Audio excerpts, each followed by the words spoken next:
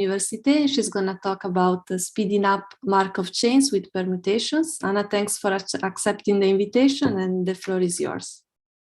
So thank you very much. Thanks a lot for this invitation. So in this talk, in this talk, we will be concerned with the basic question of uniform sampling in a finite set. So omega will be a finite set of size n, and the goal is to obtain a uniform random element from omega. So in many situations, it can be very hard to sample directly in a very large set, and so one has to use a Markov chain on omega, which is such that after some time, the distribution of the chain will be approximately uniform on omega. So we construct a transition kernel P on omega. And so the rows of P sum to 1, also so for the stationary distribution of P to be the uniform, we also ask that the columns of P sum to 1. So we say that P is bistochastic.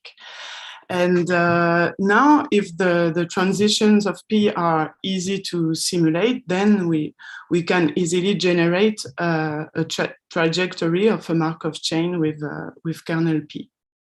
So this is the principle of Monte Carlo methods. So now if the kernel P is irreducible and aperiodic, so equivalently if there exists a time t such that for all x and y, the probability starting from x to be at y at time t is strictly positive, then we know that the chain will converge to the uniform distribution in the sense that for all starting point x, the probability to be at y at time t converges as t tends to infinity to 1 over n. Okay, and so now a crucial question is to understand how fast this convergence occurs. So we would like to know after some time t how close the distribution of the chain is to the uniform distribution. So to do so, we need to introduce a distance between probability distributions, and a commonly used distance is the total variation distance. So, which is just the maximum over all subsets of omega of the difference between the two probabilities. So here, probability starting from some x to be in the set I after t steps, and pi of a, sorry, this is pi of a here is the uniform probability of the set A, and then we will take a maximum over all starting points x, because we are typically interested in a uniform control on this total variation distance. And so now we can define the mixing time, rather the epsilon mixing time. So we have a target epsilon for the distance between 0 and 1, and t mix of epsilon is the first time t when the distance d of t falls below the threshold epsilon.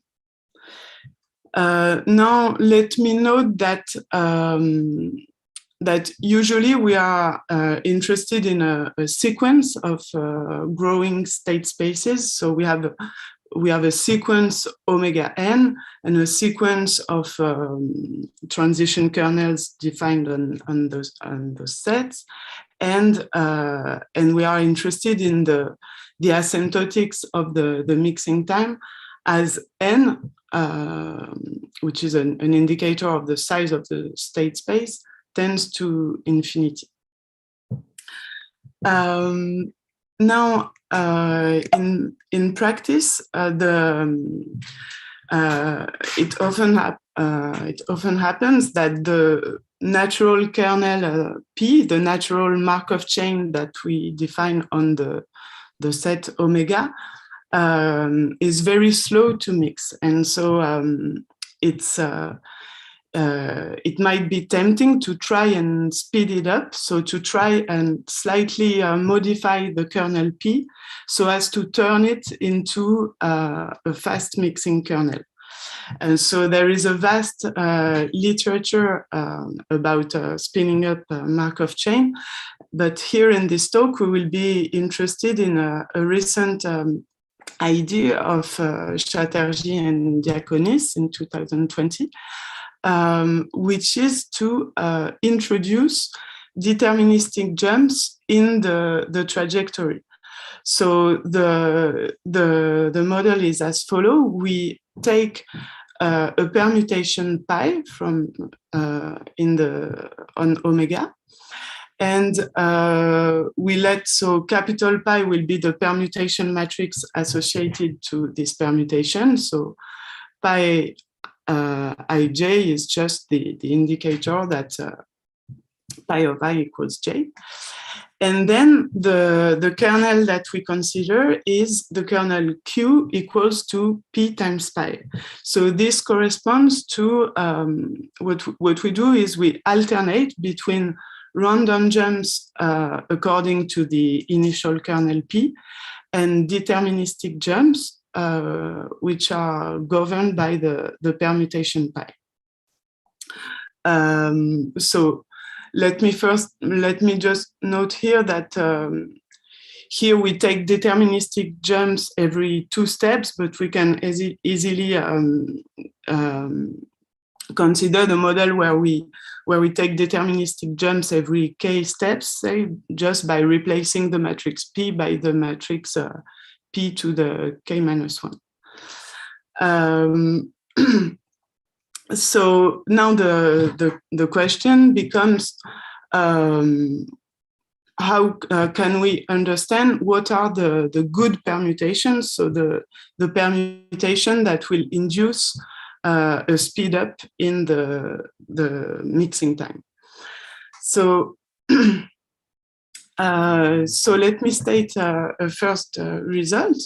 So we take, so I just recall that we have initial kernel Pn on omega n with omega n of size n, a bijection pi of n on omega n, and the permuted kernel Qn Pn times pi of n. So the following result is due to Chatterjee and Diaconis, and I will state a slightly improved version that we obtained together with Yuval Perez. So the assumption on the initial kernel Pn is just that it's bistochastic and it's lazy in the sense that the probability for the chain to stay at the same place is uniformly bounded away from 0. So there is a strictly positive probability to stay at the same position.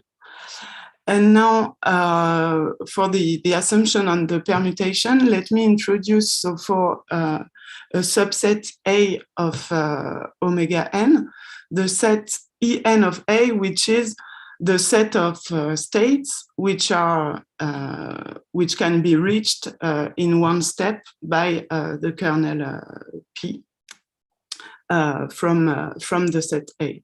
So and let us note that since we assume that the chain is lazy, A is included in En of A.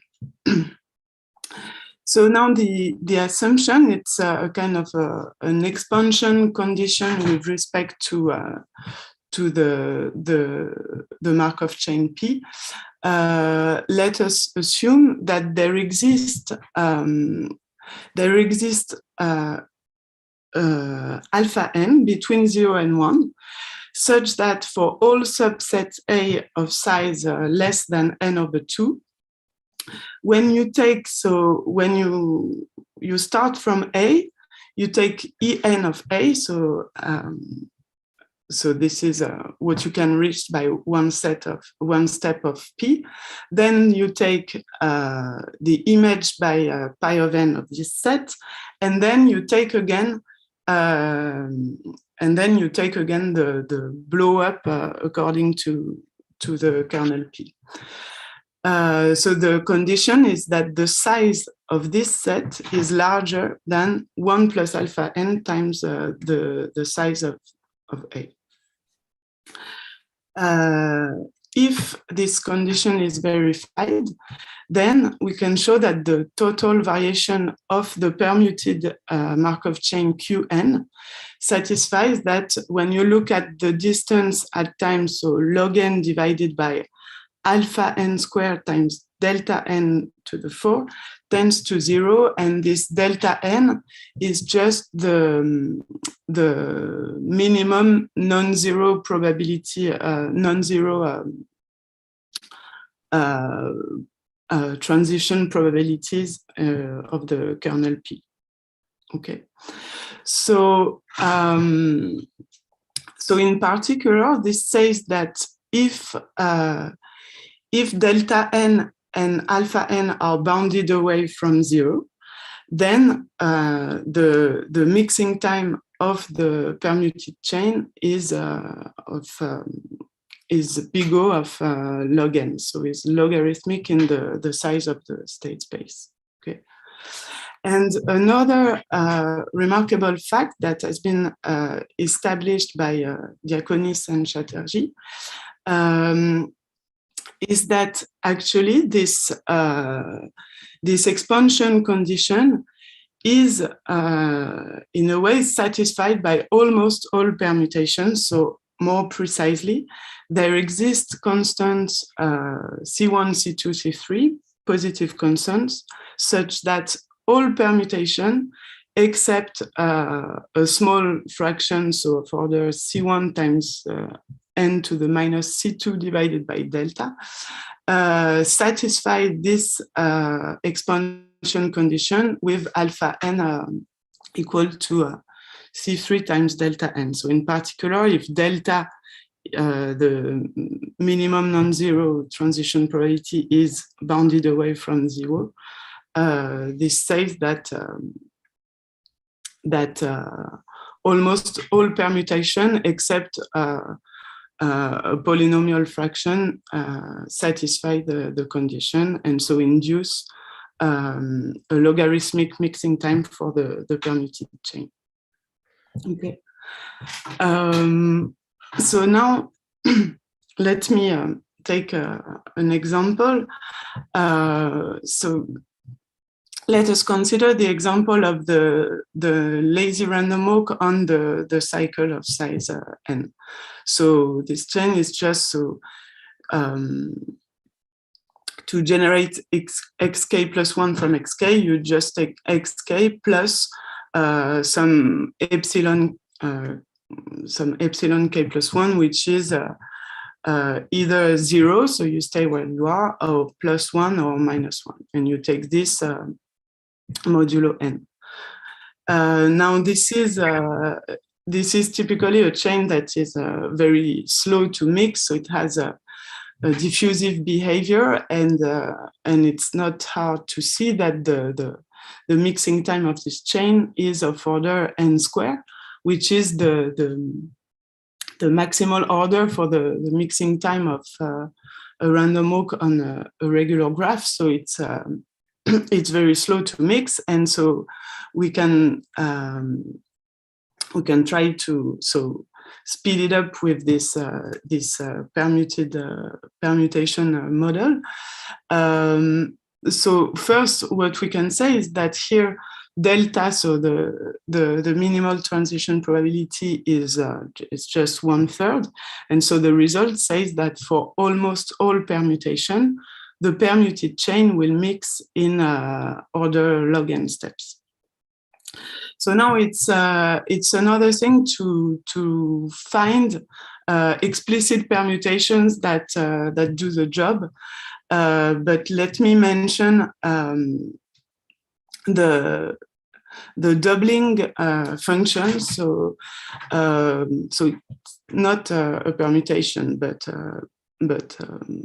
still we'll see that it works. So here, what we do is when we are at xk, we first double. So we take 2 times xk, and then we take a random jump according to the initial chain. So we add epsilon k plus 1, which is 0, plus 1, or minus 1. So this chain has been introduced by Chung, Diaconis, and Graham in 1987. And they showed that the mixing time can be upper bounded by 1.02 times log base 2 of n. Then Hildebrand in 2009 showed a lower bound for the mixing time in 1.004 times log base 2 of n. And recently, Eberhard and Varjou actually showed that mixing happens in a very precise sense at c times log base 2 of n, or for an explicit constant c. Can I make one tiny comment? Yeah, sure. But, so when n is prime, doubling is a permutation. So oh like yeah, that. yes. So sorry, and so Yes. it's not so bad. Even if n is odd, doubling is a permutation. So, Yes. sorry. Sorry. Yeah. Yes.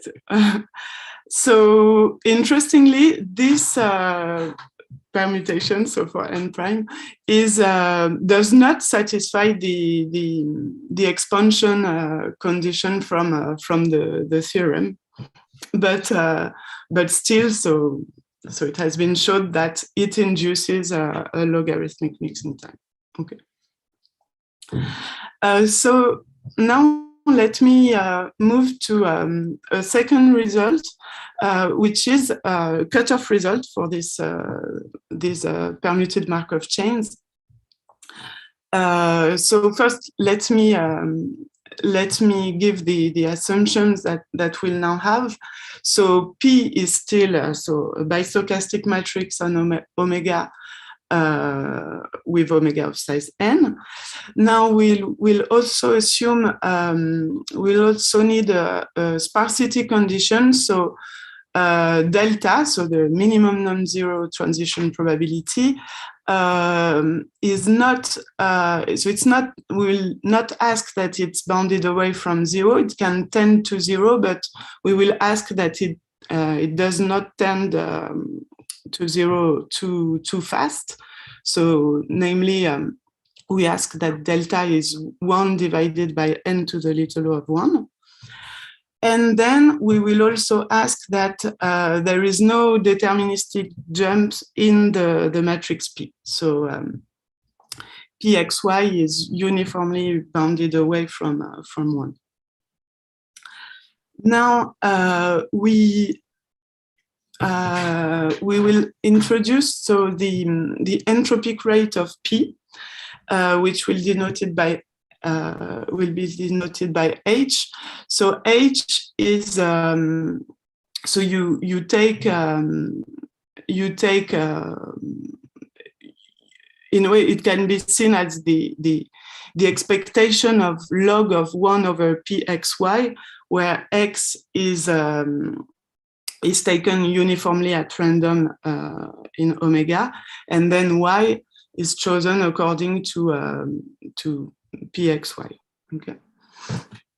So let me note that by the sparsity assumption, this constant h is little o of log n, but we will further ask that it's little o of log n divided by log n.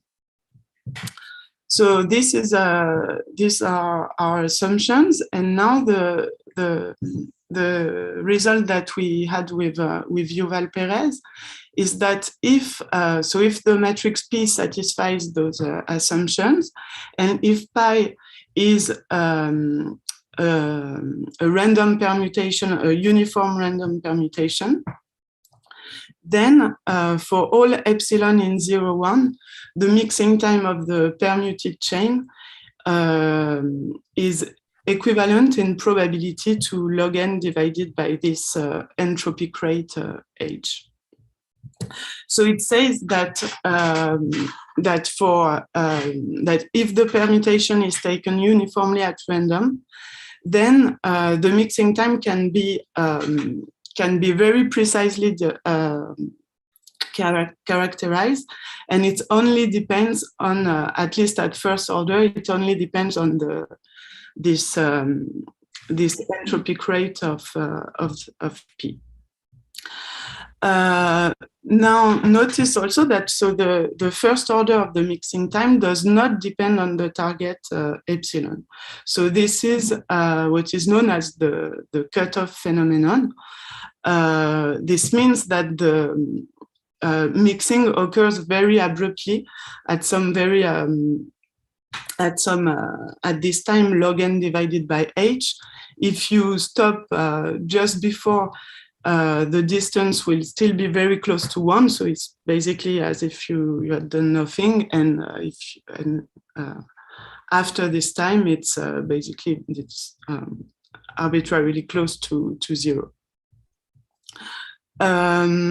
So before commenting more on this result and giving some comments, I will first state a corollary of this result, which is about random walks on bounded degree graphs. So a question that we can ask is, if you have a bounded degree, a regular graph with bounded degree of size n, and now we can say, okay, here we considered the model where we move deterministically every 2 steps, but maybe we would still have cutoff if we do it every 3 steps, every 4 steps, and so we would like to know how far we can go to guarantee cutoff for the random walk on the graph. So let me state this corollary. So now we have G is a deregular oriented graph. So this means that every vertex has out degree and in degree D. So in particular, the random walk, the standard random walk on G has a uniform stationary distribution. Now we take a random uniform permutation on the set V, and we let K be a positive integer, and we consider the chain on the vertex set V, which evolves as a standard random walk for K steps, and then take a deterministic step according to the permutation pi. Okay, so the transition matrix of this chain can be written as m to the k times pi, where m is the transition matrix of the standard random walk, and pi is the permutation matrix associated to pi. Okay. So, a direct consequence of the previous result is that if k is little o of log n divided by log n, then it's not hard to check that the entropic rate of m to the k will also be little o of log n divided by log n. And so the previous theorem implies that the chain Q has cutoff at time log n divided by the entropic rate of m to the k. Okay, and interestingly, it's not hard. It's not far from being tight, in the sense that it can be shown that if k is bigger than log n, then we can find deregular graphs such that the chain Q equals to mk times pi does not have cutoff. Okay. So a question. So we don't know if this. We would like to remove this log n in the denominator, but yeah, we could not do that. So I don't know if it's really here or not. Okay, so let me now come back to the. Before you change, could I ask a question? Yes. Did you work out what happens in the example you just spoke about when d is 2, that is for the cycle? That is, what are all of these parameters, and what's the mixing time, and how large can k be? Do you know that? No. You could know it, I'm sure. But maybe, yeah, I haven't looked at that. Yeah. Okay, because your result, even the log n. I mean, it's log n. So it's much faster than what we got. I mean, it shows the mixing time is sort of order log n, or a little bit slower than that, and which is much faster than log n. So it's great. Yeah. Okay. Sorry.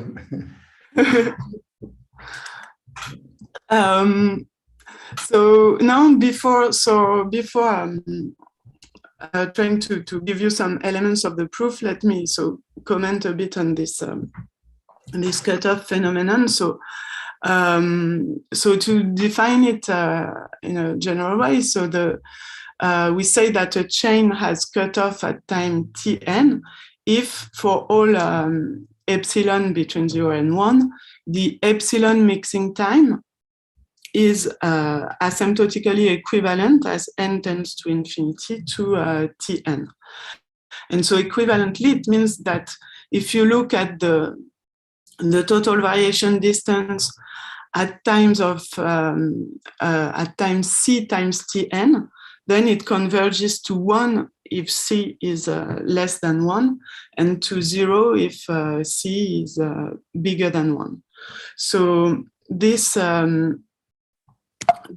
phenomenon has been discovered in the early 80s.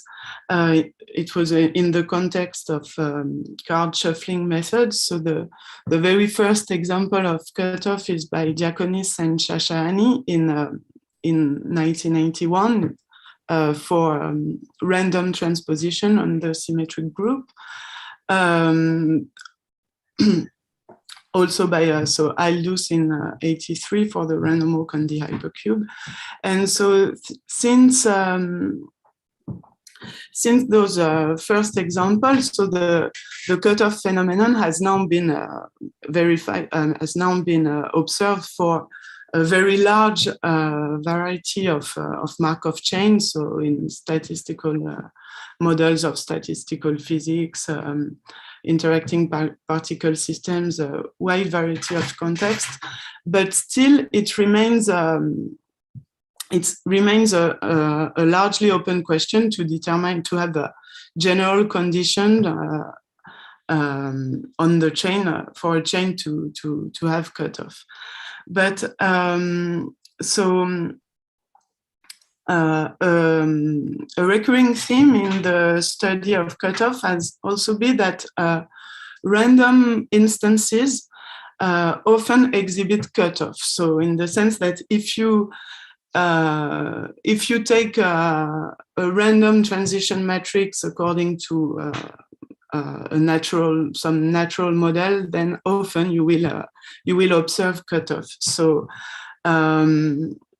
for instance, this has been observed for a wide variety of random walks on random graphs model. The first the first result is by Lubetsky and Slide, who showed that if you take a random deregular graph, a uniform random deregular graph, then with high probability, the random walk on this graph will exhibit cutoff. It has also been established for random graphs with prescribed degrees, for random directed graphs, and also, so more related to our model, Bordenave, Caputo, and Sales studied a model where you start with a given transition matrix P, and then you apply independent permutation on each rows of the matrix P, and then they showed that the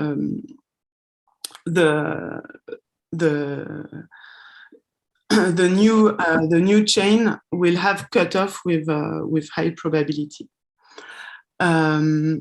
Let me also mention a recent result by Hermans-Lay and Soucy, who showed that if you take a bounded degree graph of even size, and then you add the edges that correspond to a random perfect matching on the vertex set, then they could show that the random walk on this augmented graph has cutoff also with high probability. Okay, so so it's our result belong to this kind of cutoff on random instances framework. Okay, so let us now, I have some time to try and give some elements of the proof. So let me recall once again the notation. We have our transition matrix P, a random permutation pi, and the permuted chain Q, P times pi.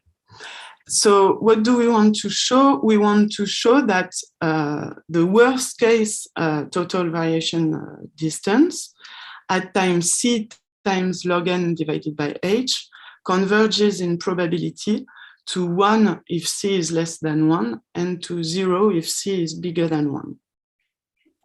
So there are two parts in the proof. The first part, the lower bound for C is less than 1 and the upper bound for C larger than 1.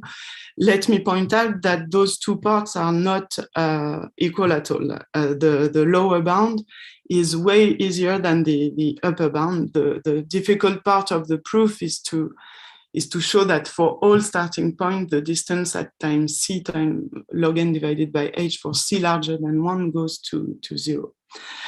But what I will do here is try to give you some idea for the lower bound. So we will establish the first part of the theorem, and it already gives some elements that are also used for the upper bound. Okay, so for the lower bound, it's sufficient to prove convergence to 1 for a fixed starting point x.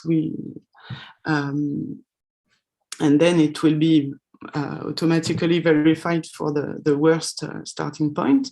So we take x in omega, the starting state, and we take t equal to C log n divided by h for C less than 1.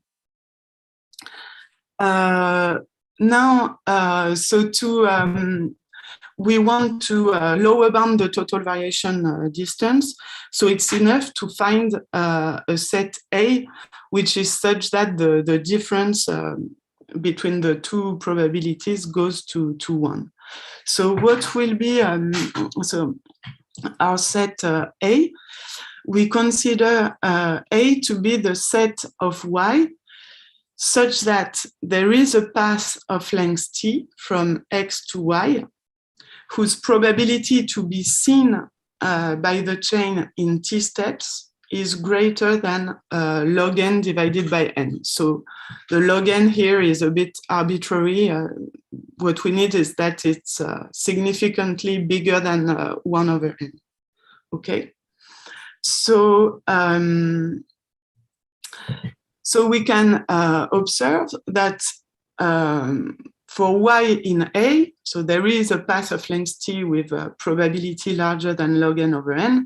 So, so clearly the probability when you start from x to be at y at time t is bigger than log n divided by n. And so since qtx is a probability distribution, this implies that the set A has size less than n divided by log n. Okay, so so this we will use this to bound the uniform probability of the set A. So now we consider the total variation distance from x at time t. It's larger than qtxa minus the uniform probability of A, so just the size of A divided by n. We know that it's larger than qtxa minus 1 over log n. Okay, so now what we need to show is that qtxa is close to 1. Okay.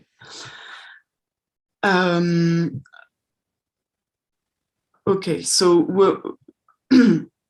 we want to show that dx of t tends to 1 in probability. So it's enough to show that the expectation of qtx, so here I consider the complement of A, that the expectation of the probability starting from x to be in the complement of A at time t tends to 0. So this is our goal now.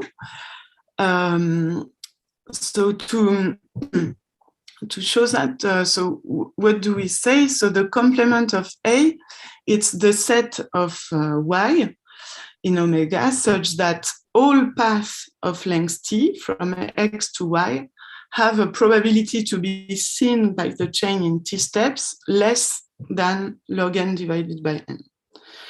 So now when we take the expectation of this probability, we can say that it's less than the probability that the chain actually takes a path which has probability less than log n over n. Is it clear? So so now what we have to understand it's so this this probability on the right side, it's the annealed probability. So annealed in the sense that we average over the random permutation. It's the annealed probability that the chain takes a path of weight less than log n over n. And to approximate this probability now, what we do, so first what we say is that qxs xs plus 1, so it's the probability of the transition from xs to xs plus 1. What is q? Q, it's p times pi. So you take a transition according to p, and then you take a deterministic jump according to the permutation. So the transition probability q xs xs plus 1, it's just the transition probability according to p.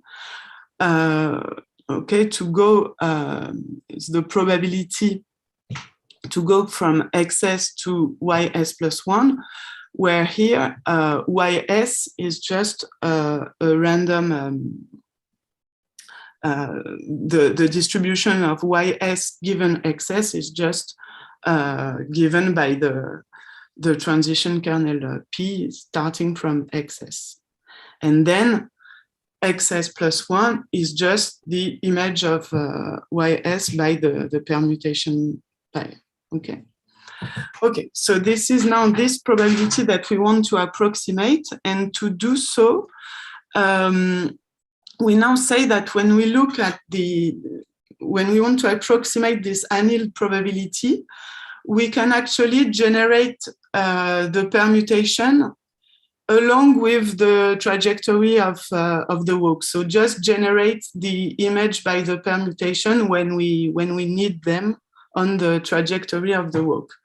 And when we do that, we can actually see that we can couple the sequence XSYS with another sequence X star Y star, which is much simpler. So we start at 0, but then what we do is we observe that when we have to choose a random image by the permutation pi, we can actually couple it by just choosing uniformly in omega and doing this independently along the way. And so when you do that, you can see that this coupling will actually be valid for quite a long time just by comparing sampling with and without replacement or birthday paradox type argument. You can show that the probability that the coupling fails before time t is big O of t squared divided by log n, and for us t is of order log n, so it tends to 0, no problem. Okay, so when you look at the annealed law of the trajectory, you can actually couple it with a much simpler sequence, which is just IID samples uniform in omega. And so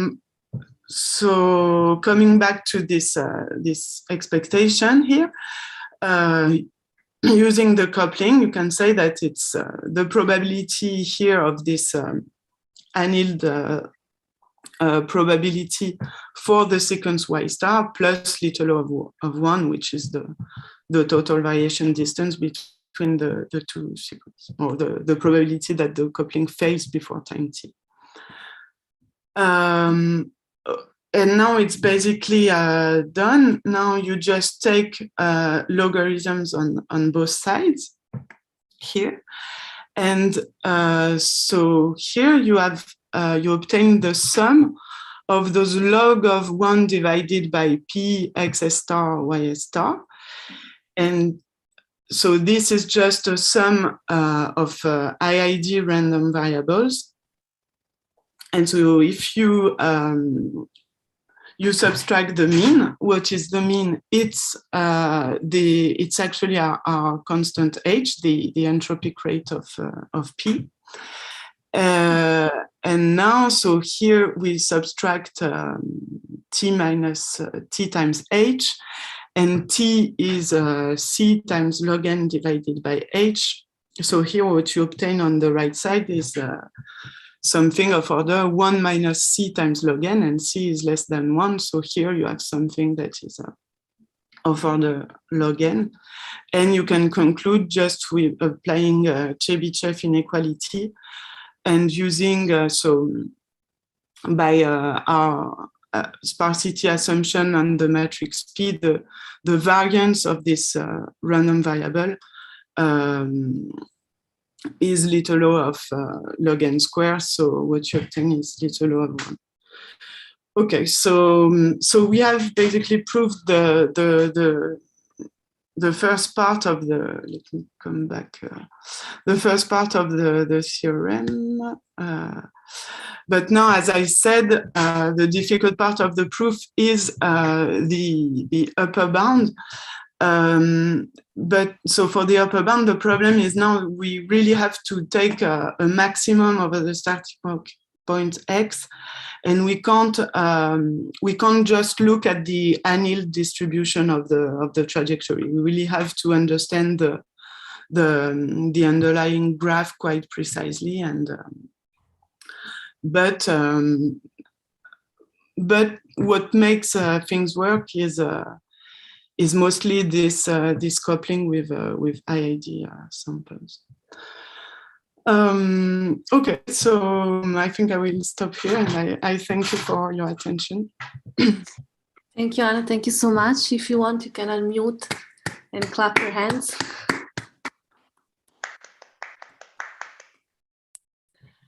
Are there any questions or comments from the audience? See. So there was something that I didn't understand in your corollary.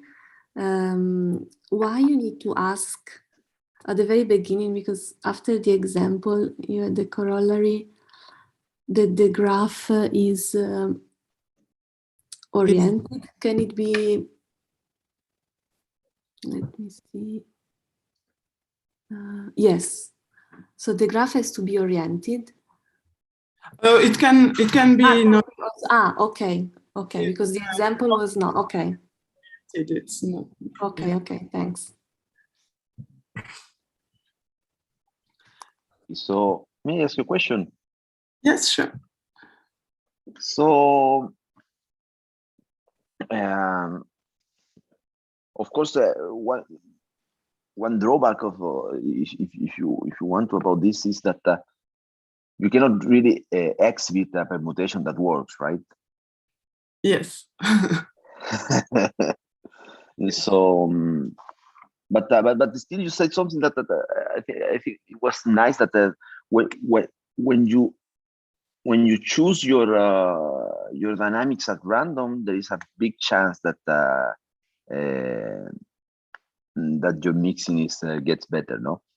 Yeah. So I was thinking in the following example. So maybe you can say something about that, no? Going back to this doubling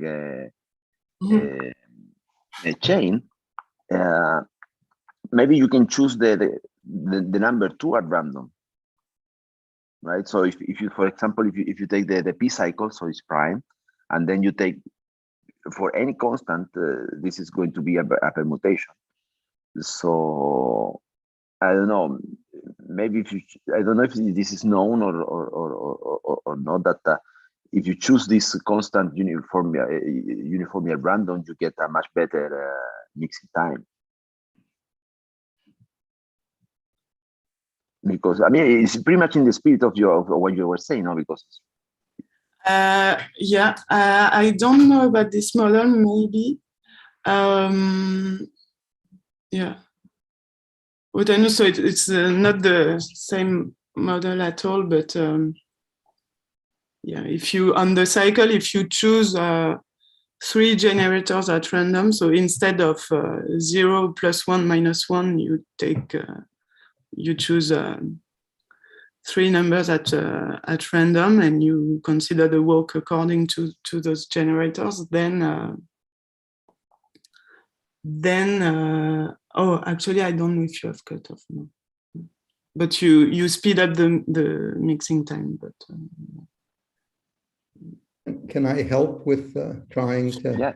To that. So some study about this question was in Martin Hildebrand's papers, early papers, and you can more or less take any A and you don't have to take it at random. He did do random also, but you can just take A to be 3 or A to be 17, and then xn + 1 and mod p. So it's all a permutation. It's all invertible.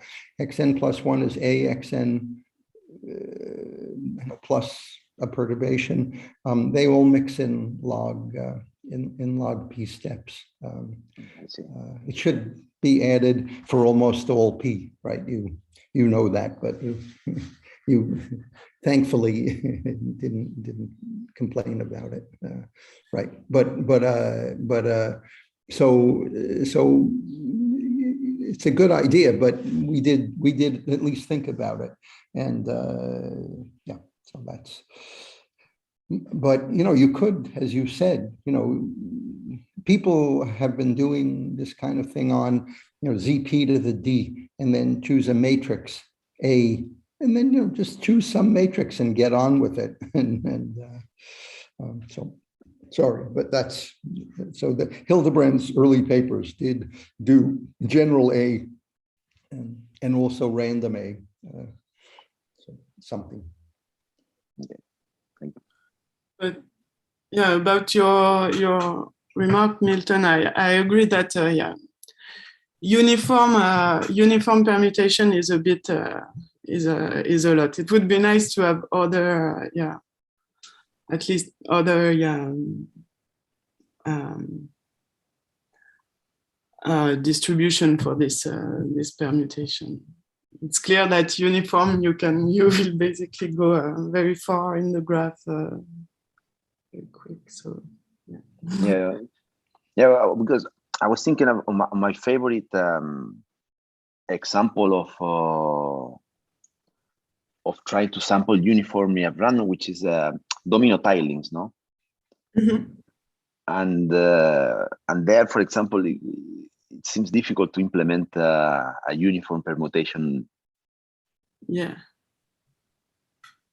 And also it's well, it's a very tricky question to decide how you can improve for mixing in for example the usual Glauber mixing for domino tilings, no? Yeah. Yeah, in practice, I don't yeah, I don't really see how you choose this random permutations. But still, I think it's what I mean. I really liked what you just presented. It's a very interesting. Yeah, let me also say that another thing that would be, I don't know, that would be nice is here it's just for uniform, and clearly if you have a non-uniform stationary distribution that you want to reach, so first clearly if you take a random uniform distribution permutation, you will change the stationary distribution of the chain. But I don't know, I would be interested in maybe taking a permutation that, I mean, for instance, if you have a stationary distribution that is constant on some levels, and you choose a permutation that preserves those levels, maybe we can say something as well. So yeah, it would be also nice to generalize to non-uniform distribution. I had a daydream about that, and maybe given how wonderfully you've done so far, maybe you can make sense out of it, which is, so suppose I have a finite set and I have pi of x, some probability on x, and I have a Markov chain which has pi as a stationary distribution, and I want to try to speed it up, just like what you said, except for a non-uniform distribution. And the thing that at least works in theory, although I didn't prove anything about it, is pick a permutation at random and then change that to a permutation with to a stochastic matrix with stationary distribution pi using the Metropolis algorithm. That is, the Metropolis algorithm will take any Markov chain and make it into a pi reversible thing. So that's a thing to do. That's all. I mean, you could just try that. That is a simple thing to do. Of course, Metropolis is no bargain for doing analysis, but it just seemed like a simple idea. That's all. I tried to get Shorov to do it, but he was busy having a second son, so sorry. But it's an important problem to try to do, and it's an important problem in real Markov chains to try to find a permutation that speeds things up, because Yeah, almost all of them will. So. Okay, thank you. Okay, so let's see if there are other questions. No. Okay, so thank you, Anna, again. Nice seminar. And we update each other next Wednesday, same time, same place. Bye. Bye, thank you. Bye, bye, bye. Thank you. Bye, bye, Milton. Bye, Claudio. Bye bye. Bye bye.